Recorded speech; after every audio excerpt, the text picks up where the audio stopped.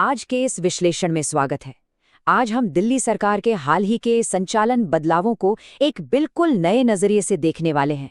महज प्रशासनिक सुधार दिखने वाले ये कदम दरअसल एक सुनियोजित मैक्रो इकोनॉमिक स्ट्रैटेजी का हिस्सा है।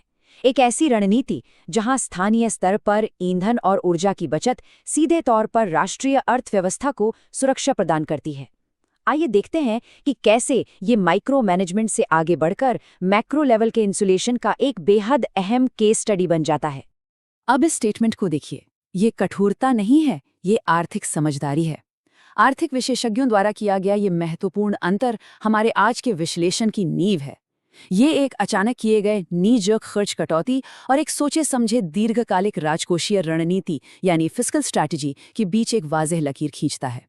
असल में ये रिसोर्स एलोकेशन को ऑप्टिमाइज करने का एक बेहद शानदार तरीका है। इस विश्लेषण को आगे बढ़ाने के लिए हम इस एजेंडा को फॉलो करेंगे। पहला, दिल्ली के नए कॉन्जर्वेशन मैंडेट्स। दूसरा, ग्लोबल इकोनॉमिक कैटलिस्ट। तीसरा, विदेशी मुद्रा भंडार की सुरक्षा। और चौथा, प्रूडेंस ओवर ऑस्टेरिटी।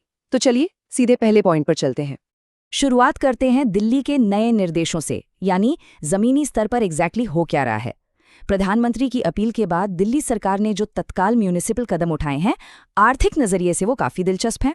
जरा इस नंबर पर गौर कीजिए, 60%। मुख्यमंत्री के आधिकारिक काफिले में लगभग 60% की भारी कटौती की गई है। इसे घटाकर अब महज 4 गाड़ियां कर दिया गया है, जिनमें से 2 तो इलेक्ट्रिक व्हीकल्स हैं।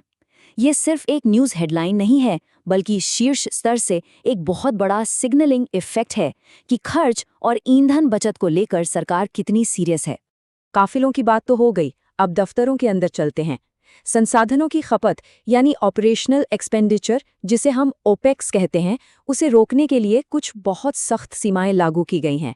हफ्ते में 2 दिन का mandatory work from home, office के एसी का तापमान 24 से 26 डिग्री के बीच फिक्स करना, मास्टर स्विचेस लगाना और आने वाले 6 महीनों तक नई गाड़ियों की खरीद पर पूरी तरह रोक।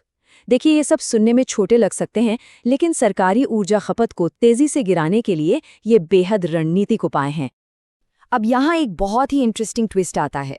ये सिर्फ साधारण बजट कटौती नहीं, बल्कि संरचनात्मक बदलाव है। ध्यान दीजिए, कर्मचारियों के परिवहन भत्ते यानी ट्रांसपोर्ट अलाउंस में असल में 10% की वृद्धि की जा रही है। आर्थिक दृष्टि से देखें तो ये डंडा चलाने के बजाय गाजर दिखाने जैसा है। कर्मचारियों को पब्लिक ट्रांसपोर्ट की तरफ रणनीतिक तौर पर प्रेरित किया जा रहा है, जो बिहेवियर इकोनॉमिक्स का एक मजबूत हिस्सा है। और ये सब सिर्फ सरकारी अफसरों तक सीमित नहीं रखा गया है। राज्य मेरा भारत मेरा योगदान जैसे 90 दिनी अभियान के जरिए पब्लिक बिहेवियर में भी बदलाव लाने का प्रयास कर रहा है। मंत्रियों के लिए मंडे मेट्रो अनिवार्य किया गया है और आम जनता से नो व्हीकल डे की अपील की गई है। ये इसलिए जरूरी है क्योंकि जब आम जनता इस रणनीति से जुड़ती है तो बचत का पैमाना लिटरली कई गुना बढ़ जाता है। यही स्थानीय बचत आगे चलकर मैक्रो इकोनॉमिक स्टेबिलिटी का आधार बनती है। तो आगे बढ़ते हैं दूसरे सेक्शन पर, द ग्लोबल इकोनॉमिक कैटलिस्ट। आखिर इन स्थानीय नीतियों को इतनी आक्रामकता से क्यों लागू किया जा रहा है? इसका जवाब हमें दुनिया भर की सप्लाई चेन्स और वेस्ट एशिया के हालात में मिलेगा। इस टेबल को ध्यान से देखिए। अंतर्राष्ट्रीय संकटों और स्थानीय नीतियों के बीच एक डायरेक्ट कनेक्शन है। वेस्ट एशिया का संकट और ग्लोबल सप्लाई चेन में बढ़ाएं सीधे तौर पर एक्सोजीनस शॉक्स पैदा करते हैं। इसका क्या असर होता है? ईंधन के दाम आसमान छूते हैं। इन्हीं रिस्क्स को काउंटर करने के लिए वर्क फ्रॉम होम और कारपूलिंग जैसी सटीक नीतियां बनाई गई हैं। एक पॉलिसी एक्सपर्ट के नजरिए से सोचें तो ग्लोबल शॉक्स को न्यूट्रलाइज करने का ये एक मुफीद माइक्रो लेवल इंटरवेंशन है। दरअसल यहाँ एक बहुत ही स्मार्ट काम हो रहा है। सरकार कोविड-19 के दौर की प्रमाणित कार्यकुशलता को पुनर्जीवित कर रही है। एक संकट के समय जो टूल्स विकसित किए गए थे, अब वही टूल्स आर्थिक प्रबंधन के लिए उपयोग हो रहे हैं। वर्क फ्रॉम होम और वर्चुअल कॉन्फ्रेंसेस के जरिए सरकारी मशीनरी की रफ्तार को धीमा किए बिना ईंधन की खपत को सफलतापूर्वक और बड़े पैमाने पर कम किया जा रहा है। आइए तीसरे पॉइंट पर चलते हैं, विदेशी मुद्रा भंडार यानी फॉरेक्स रिजर्व्स की सुरक्षा और राष्ट्रीय अर्थव्यवस्था का बचाव। यही इन संचालन बदलावों का सबसे बड़ा और अहम मैक्रो इकोनॉमिक लक्ष्य है। विदेशी मुद्रा के कैपिटल आउटफ्लो को रोकने के लिए एकदम ठोस कदम उठाए गए हैं। दिल्ली सरकार ने अपने मंत्रियों और अधिकारियों की आधिकारिक विदेश यात्राओं पर पूरे 1 साल का सख्त बैन लगा दिया है। इसके साथ ही नॉन एसेंशियल इंपोर्टेड गुड्स ना खरीदने और विदेशी छुट्टियों पर ना जाने की राष्ट्रीय अपील ने इस फॉरेक्स प्रिजर्वेशन रणनीति को और मजबूत कर दिया है। ये भारी मात्रा में विदेशी मुद्रा को बाहर जाने से रोकने का सबसे डायरेक्ट तरीका है। क्योंकि सोचिए, जब हम इंपोर्टेड फॉसिल फ्यूल्स और विदेशी वस्तुओं पर निर्भरता कम करते हैं तो इसका सीधा असर हमारे राष्ट्रीय इंपोर्ट बिल पर पड़ता है। गाड़ियों का कम उपयोग या ऊर्जा की बचत दरअसल करंट अकाउंट डेफिसिट को नियंत्रित रखने और हमारे रुपए को स्थिर करने का काम करती है। एक नीति निर्माता के तौर पर देखें तो फॉरेन एक्सचेंज को बचाने और मैक्रो स्टेबिलिटी बनाए रखने का ये बेहद प्रभावी और ग्राउंड लेवल अप्रोच है। अब हम आते हैं अपने आखिरी और सबसे जरूरी हिस्से पर, चौथा पॉइंट, प्रूडेंस ओवर ऑस्टेरिटी।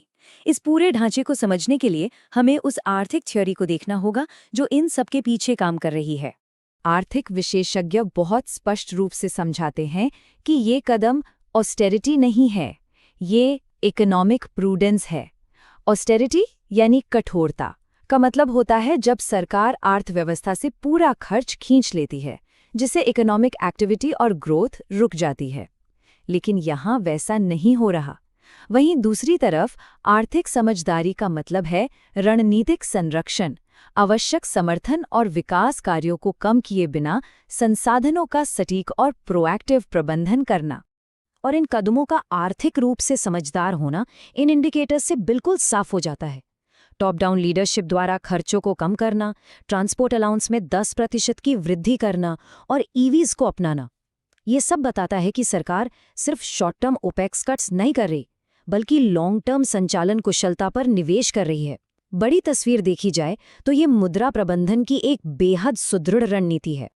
तो इस विश्लेषण के अंत में एक बहुत ही बड़ा सवाल उभर कर आता है, क्या संकट प्रबंधन से हटकर निरंतर आर्थिक समझदारी की ओर बढ़ने का ये प्रोएक्टिव शिफ्ट दुनिया भर की लोकल सरकारों के लिए ग्लोबल वॉलेटिलिटी से निपटने का ब्लूप्रिंट बनेगा?